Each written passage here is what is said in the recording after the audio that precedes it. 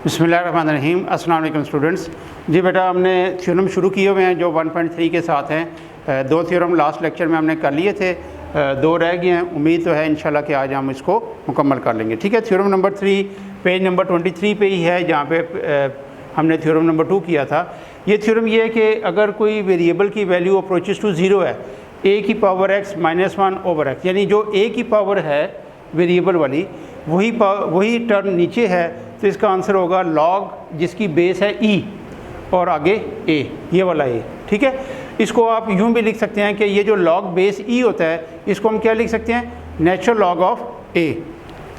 तो देखें, अगर आप इस थ्योरम को देखें, limit x approaches to zero a की power x minus 1 over x, और इसमें मैं लिमिट पुट करूं तो a की पावर 0 1, 1 माइनस 1 0, और ये भी 0, तो ये कौन सी फॉर्म आ गई, 0 ओवर 0 फॉर्म आ गई।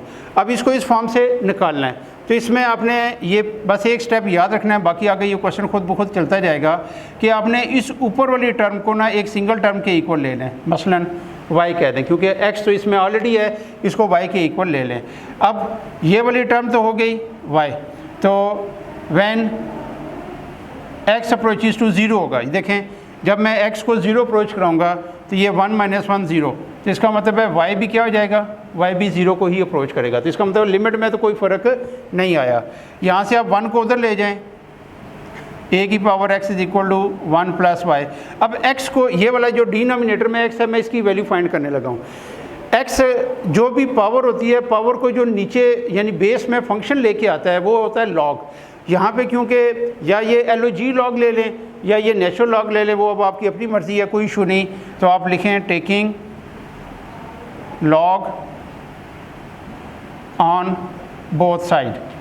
ठीक है, फिलहाल सिंपल मैं लॉग ले रहा हूँ, तो ये हो जाएगा x शुरू में आ जाएगा log a equal to log 1 plus Y.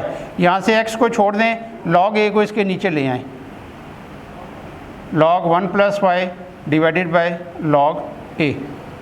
अच्छा, अब आपने लॉग का एक रूल पढ़ा हुआ है कि अगर एक लॉग की टर्म, जैसे लॉग इसकी बेस है a, इसको मैं कोई भी नाम दे देता हूँ x, और लॉग बेस है इसकी b और ये y है, यानी अगर आप एक लॉग इसको, इन दोनों को कंबाइन करके एक लॉग लिखना चाहते हैं। अब इसमें याद रखना है कि एक लॉग की टर्म फ्रैक्शन के ऊपर है और एक लॉग की टर्म डिनोमिनेटर में है।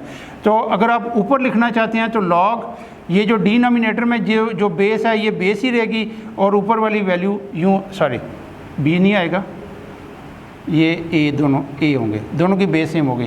तो ये जो डिनोमिनेटर में जिस वैल्यू पे लॉग अप्लाई हो रहा है वो इसकी बेस बनेगी, और ऊपर वाली वैल्यू एज इट इज़ आ जाएगी।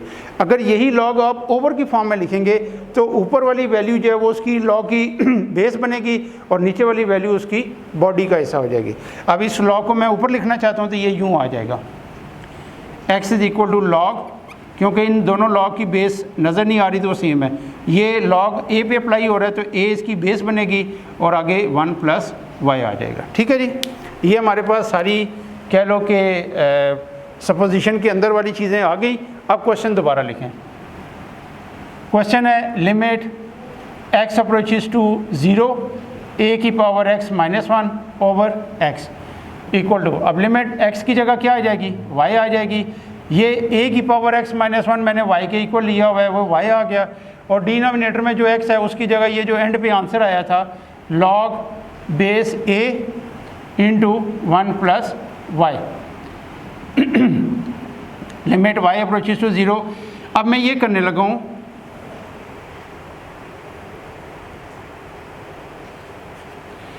कि इस y को ना इसके नीचे ला रहा हूँ, इस जगह पे थर्ड पोजीशन पे, यानी यहाँ से इसको शिफ्ट करके यहाँ ला रहा हूँ। ऊपर आ जाएगा 1 और ये हो जाएगा log base a 1 plus y over y। तो ये आपने पढ़ा हुआ है कि जो थर्ड पोजीशन होती है वहाँ से वेरिएबल किधर चला जाता है या कांस्टेंट टर्म किधर चली जाती है, ऊपर चली जाती है। ठीक है, अब लॉग को शुरू में करें और लिमिट इसके साथ लिखें, limit y approaches to zero, sorry एक मिनट, पहले एक स्टेप करना है फिर इसके बाद ये करना है। अब इसको एक स्टेप ये करना है, limit y approaches to zero, कि इसको लॉग के शुरू में यूँ लिखें 1 over y log a 1 + y। अब ये पोजीशन वही है, यानी सिर्फ मैंने इसको किया कि ओवर वाली टर्म को क्या लिखा, 1/, की फॉर्म में। अब यहाँ देखें, जब हमने लॉग अप्लाई किया था तो उसने क्या किया था, पावर को शुरू में ले आया था। तो अब यही वाला स्टेप मैं रिवर्स करूँगा, यानी जैसे ये लॉग के शुरू में x है तो इसको रिवर्स कर दें, आप इधर पहुँच जाएंगे कि ये log a की पावर x आ जाएगी। यहाँ पे भी यही है कि ये log के शुरू में जो 1/y है ये इसकी बॉडी की पावर बन जाएगी। तो ये हो जाएगा 1 लिमिट y अप्रोचेस टू 0। आप लिमिट नीचे लिखें क्योंकि ऊपर कोई टर्म नहीं है, log base a 1 + y raise to the power 1/y। ठीक है, ये इसकी 1/y जो है ये पावर बन गई है। अब log को शुरू में लिखें क्योंकि log में वो वेरिएबल यहाँ पे नहीं है जिसकी लिमिट है, आगे उसकी बॉडी पे लिमिट अप्लाई करनी है। इसको बाय रखें, limit y approaches to 0 1 + y raise to the power 1/y। अब ये जो लास्ट टाइम मैंने आपको थ्योरम नंबर 2 में उसी से आगे क्रॉलरी कराई थी, यानी नेक्स्ट जो उसका आंसर प्रूफ कराया था ज़ीरो केस का, वो आपको याद होगा, ये वाला limit x approaches to 0 1 + x raise to the power 1/x। इसका आंसर क्या था, e था। ठीक है, तो ये अब आ जाएगा 1/log बेस a और ये हो गया e। ठीक है, उसकी ये रीज़न आ गई। अब ये यानी मेरे पास आंसर आ गया 1/log बेस a e। अब ये log नीचे आ रहा है यानी ओवर की फॉर्म में, जबकि हमें आंसर किस फॉर्म में चाहिए, ऊपर। तो जब भी log शिफ्ट होता है ना ऊपर से नीचे यानी फ्रैक्शन में या डिनोमिनेटर से ऊपर, तो उसकी ये बेस और बॉडी आपस में इंटरचेंज हो जाती है।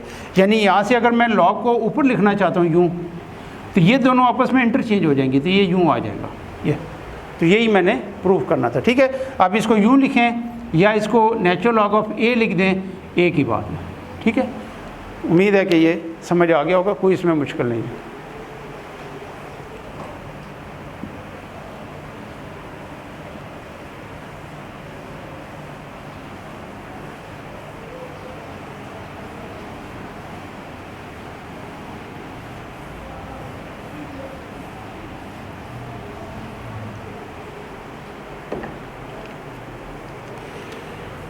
जी, पेज नंबर 25 पे है, बहुत इंपॉर्टेंट थ्योरम।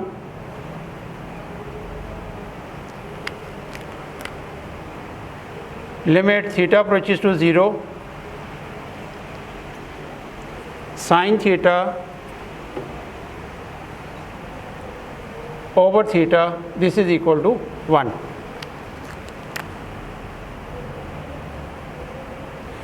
प्रूफ देखें इसका बहुत आसान है। आपने एक यूनिट सर्कल ड्रा करना है,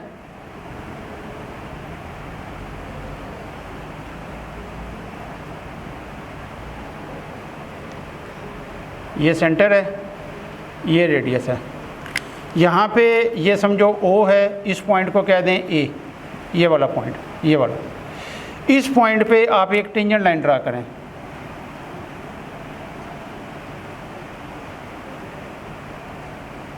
ठीक है, ये कौन है, टेंजेंट। फिर सेंटर को आप एक और पॉइंट यहाँ पे ले लें, B पॉइंट, ये वाला, और इसको आगे प्रोड्यूस कर दें अप टू टेंजेंट, ये पॉइंट कर दें C। यहाँ से एक परपेंडिकुलर ड्रॉप करें B से OA के ऊपर, इस पॉइंट को कर दें D, यानी ये याद रखना है कि 90 का एंगल है। और ये जो ब्लैक लाइन है, इसके साथ मैं भी एक रेड लाइन ड्रा करने लगा हूँ डॉटेड में,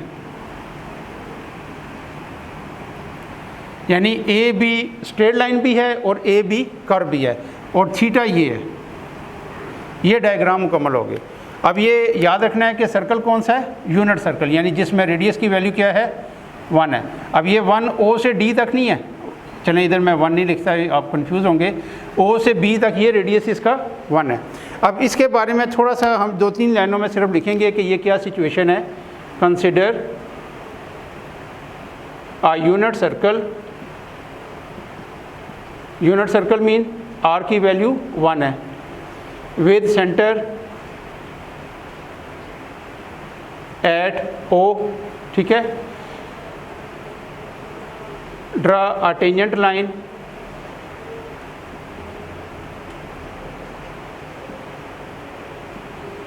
at point A, take another point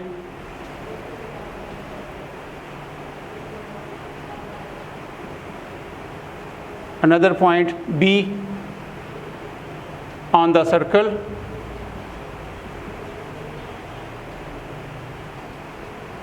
join O to B,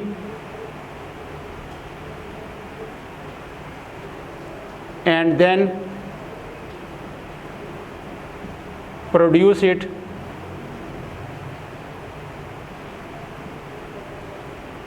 to point C on tangent line. ठीक है जी। और फिर हमने ये परपेंडिकुलर ड्रा किया था, ड्रा परपेंडिकुलर, ये उल्टा टी और ए आर, ये क्या होता है perpendicular, perpendicular B D on O A, और theta is the central angle.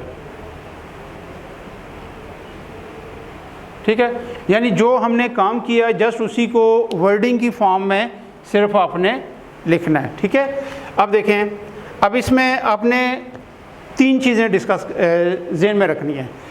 O B D ये जो छोटी ट्रायंगल है, फिर ओ ए बी ये जो ट्रायंगल रेड लाइन के साथ है, ओ ए बी जो ब्लैक लाइन आर्क लेंथ है ये, और ओ ए सी ये जो टेंजेंट लाइन है। ठीक है, पहले ये सबसे पहले ये इनर ट्रायंगल में आ जाए।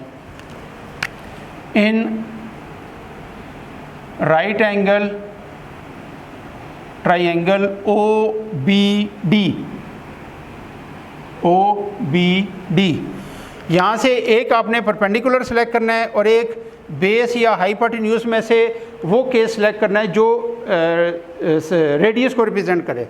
तो देखें ओ बी डी में ये बेस है, ओ से डी तक, ये रेडियस पूरा नहीं है, जबकि जो हाइपोटेन्यूज है ये पूरा रेडियस है। तो आप लिखोगे perpendicular over hypotenuse sine theta, sine theta is equal to B D over O B. O B की वैल्यू 1 है,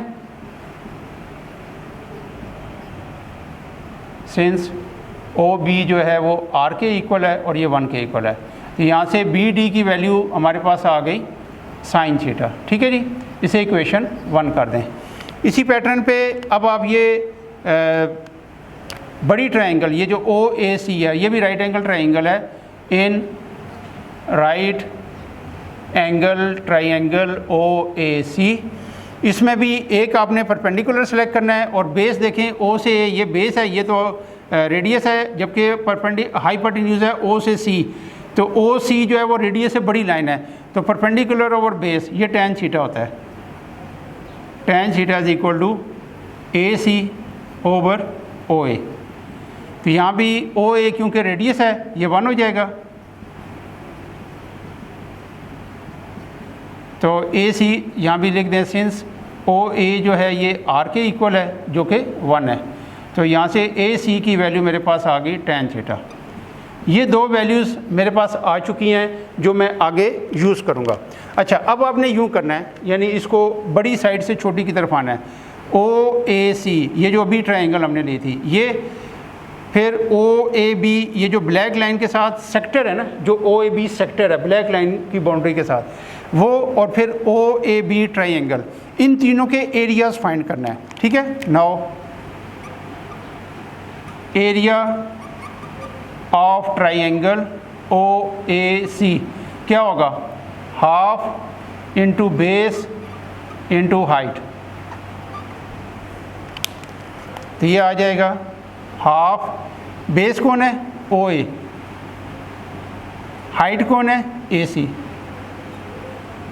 तो ओ ए क्योंकि हम पहले शो कर चुके हैं ये रेडियस है 1 है, और ए सी ये देखें ए सी टैन थीटा, यहाँ पे लिख लें यूजिंग इक्वेशन 2। तो area of triangle O A सी आ जाएगा, टैन को चेंज कर दें साइन ओवर कॉस की फॉर्म में, sign theta over 2 cos theta, ये आ गया। इसी तरीके से अब ये जो सेक्टर है एरिया ऑफ सेक्टर OAB। तो ये आपको याद होगा, अपने फर्स्ट ईयर में 9 चैप्टर में पढ़ा था। एरिया ऑफ सेक्टर क्या होता है? Half r square theta. अब यहाँ पे क्योंकि आर की वैल्यू क्या है? 1 है, तो ये 1 का स्क्वेयर डॉट थीटा, तो ये एरिया ऑफ सेक्टर आ गया OAB is equal to theta over 2। इसी पैटर्न पे अब ये जो रेड लाइन है, ये वाली B से A को, ये मैंने जो रेड लाइन से मिलाया है, ये ट्राइंगल है, एरिया ऑफ ट्राइंगल OAB। अब इसमें जो इसकी बेस है वो OA है और इसकी जो हाइट है वो BD है, तो ये आ जाएगा हाफ बेस इनटू हाइट। तो बेस है इसकी OA, हाइट है इसकी BD। तो OA की वैल्यू हम पहले देख चुके हैं, ये रेडियस, ये OA कहाँ गया, ये रेडियस है, ये 1 के इक्वल है, और BD ये पहले केस में साइन थीटा के इक्वल है। यहाँ पे लिख लें क्या किया, यूजिंग इक्वेशन 1 की है। तो एरिया ऑफ ट्राइंगल OAB ये मेरे पास आ गया साइन थीटा ओवर 2। ये चीज़ें हमने पहले फाइंड करनी थी। अब देखें फ्रॉम फिगर, ये वाली जो शुरू में हमने ट्राइंगल लिखी है ये सबसे बड़ी है OAC, उसके अंदर ये सेक्टर है OAB, और सेक्टर के अंदर भी OAB ट्राइंगल है। तो एरिया ऑफ ट्राइंगल जो है, एरिया ऑफ ट्राइंगल OAC ये सबसे ग्रेटर है, इससे छोटा एरिया ऑफ सेक्टर OAB, और इससे छोटा एरिया ऑफ ट्राइंगल, ये जो भी हमने किया था ट्राइंगल OAB है। अब इनकी वैल्यूज पुट कर दें, ये है जी sine theta over 2 cos theta, greater than इसका सेक्टर का एरिया था θ/2 और इसका area sine theta over 2। Multiply करें इसको, multiplying by 2 over sine theta, ताकि ये इसमें साइन और 2 ये कैंसिल हो जाए। तो ये देखें फर्स्ट के साथ 2 ओवर साइन थीटा से ये 2 कैंसिल हो जाएगा, साइन थीटा कैंसिल हो जाएगा, ये 1 ओवर कॉस आ जाएगा, ग्रेटर देन ये थीटा ओवर साइन थीटा आ जाएगा, और ग्रेटर देन ये 1 आ जाएगा। इसके बाद आप इसको उल्टा दें, क्योंकि थ्योरम में साइन थीटा ऊपर है और थीटा नीचे है, इसको यहाँ पे लिखना है इन्वर्टिंग। इन्वर्टिंग का मतलब है रेसिप्रोकल ले लें, ठीक है। तो this will be cos theta. अब जब हम रेसिप्रोकल लेंगे तो इनइक्वालिटी चेंज हो जाएगी, ये जो ग्रेटर देन है ये लेस देन हो जाएगी, sign theta over theta less than 1। अब जब आप लिमिट अप्लाई करेंगे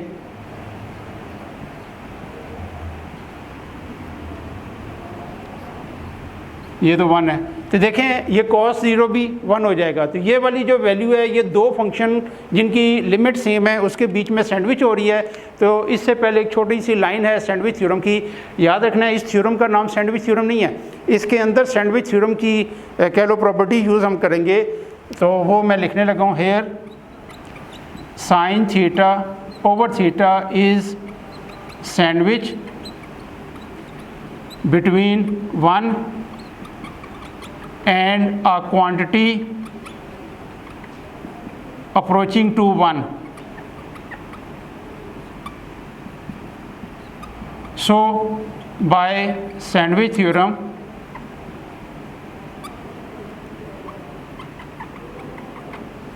it must be equal to 1। यानी कौन इक्वल टू 1 होगा? ये वाली टर्म।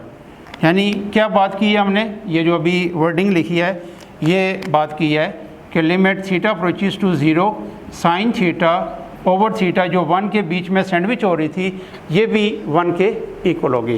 तो ये चारों थ्योरम में से सबसे बड़ा थ्योरम है और सबसे ज़्यादा मरतबा बोर्ड में भी यही थ्योरम आ चुका है। शुरू में फ़र्स्ट टाइम देखने में शायद आपको फ़ील हो कि बहुत मुश्किल है, हालांकि सारे का सारा थ्योरम इस डायग्राम में मौजूद है। शुरू में जैसे मैंने आपको बताया था, डायग्राम को अच्छे तरीके से समझें, सर्कल ड्रा करें, इसका रेडियस लाइन ड्रा करें, टेंजेंट लाइन ड्रा करें, इस तरीके से जो 3-4 स्टेप हैं उसी को मैंने एक्सप्लेन किया। फिर डायग्राम से देख के ये सारा लिखा है। तो सिर्फ पहले आप इसको फोकस करें, अच्छे तरीके से समझें। जिस तरीके से मैंने आपको एक एक स्टेप समझाया है तो आपको शुरू में कम से कम 50% समझ आ जाएगा। फिर दोबारा इस लेक्चर को देखें, इंशाल्लाह सेकंड टाइम में उम्मीद है कि ये आपको कवर हो जाएगा और उसके बाद आप इसकी खुद रिटन प्रैक्टिस करें। ठीक है, तो थ्योरम हमारे मुकम्मल हो गए हैं। तो इंशाल्लाह जो नेक्स्ट हमारा लेक्चर नंबर 37 होगा उसमें हम दोबारा एक्सरसाइज 1.3 को कंटिन्यू करेंगे जहाँ तक हमने क्वेश्चन 2 तक उसको छोड़ा था। तो टिल देन अल्लाह हाफिज़।